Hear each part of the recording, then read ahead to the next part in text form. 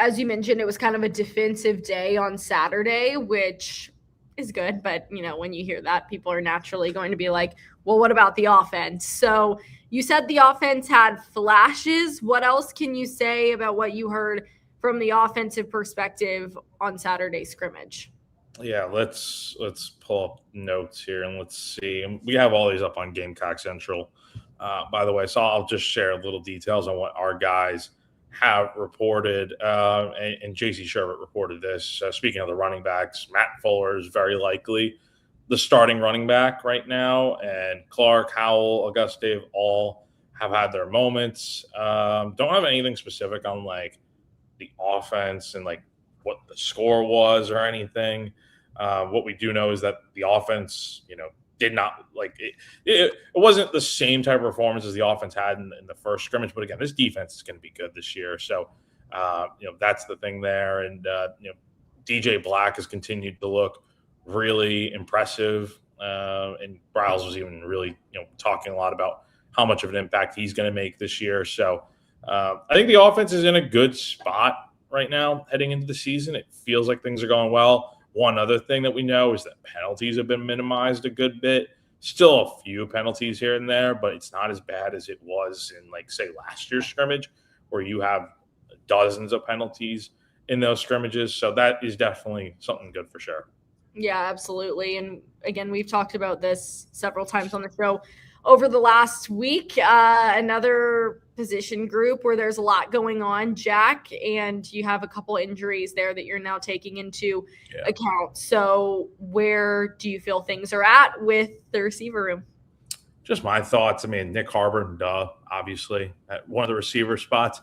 I would also probably say at this point, it feels like Mazio Bennett should factor in as one of the starting wideouts, probably at the slot.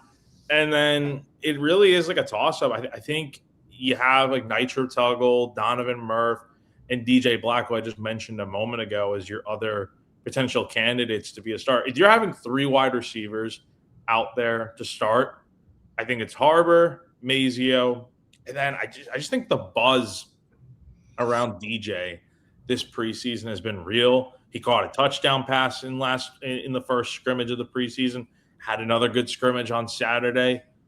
I think he's a guy that you look at as he's really put in the work, done a lot of good things.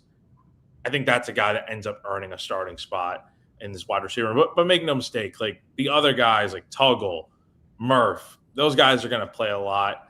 And I think also, like, what about the other guys that may not be on the higher end of the depth chart when that gets revealed? But like, what about guys like Sequel Patterson, for instance? I think at some point he's going to factor into this offense and have a chance to make an impact. Maybe not like right away as a starter, but like, could he take like that Jaden Sellers step that he took last year, where Patterson comes on later in the year, becomes a starter? Like, things are always fluctuating and changing in this offense and with who's out there and whatnot. So it would not surprise me at all if there's someone that we're really not talking about right now as a starter, and that changes later in the year.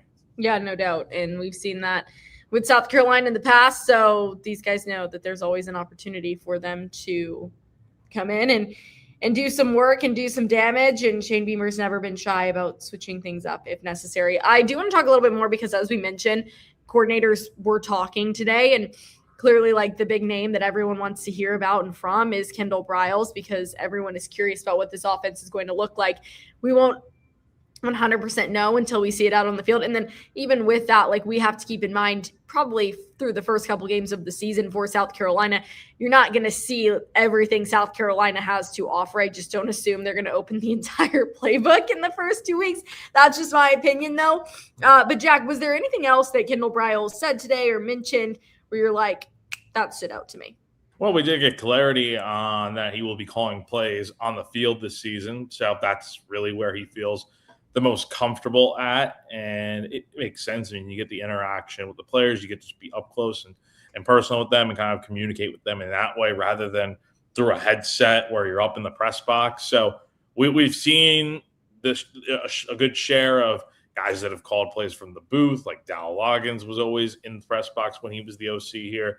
Obviously, Mike Shula was the offensive coordinator last year and was calling plays from the field. And We know how that went. That does not automatically mean that Kendall Briles is due for the same fate, but it's just a comfortability thing, like he said, and he's had a lot of success in his time as an offensive coordinator. So yeah, if he's always felt comfortable calling plays from the field, then that's what's best for him. With the offense, feels like the mechanics and processing of information specifically were good in those two scrimmages. Played well at times. He's overall pleased with the way things have looked from a tempo standpoint and just an operation of his play calling system as a whole.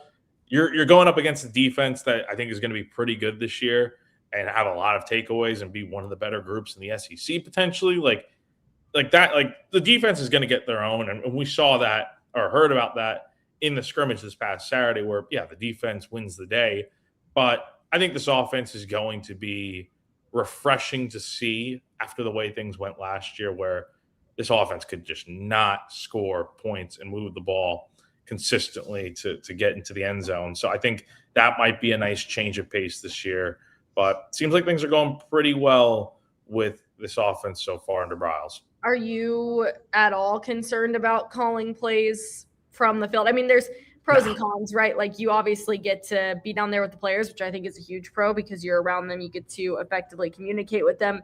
It is different watching a game from up top. Just the way that you watch it develop is totally different, but that's why you've got a ton of support staff to help you out in that regard. So I don't, but obviously people have their opinions, and we know how it's gone for coordinators of South Carolina in the past of the offense. So you feel good about it, Jack? I don't worry about it. If he feels comfortable calling plays from the field, I think that's really all that matters, honestly. So, yeah, no problems for me. Love it.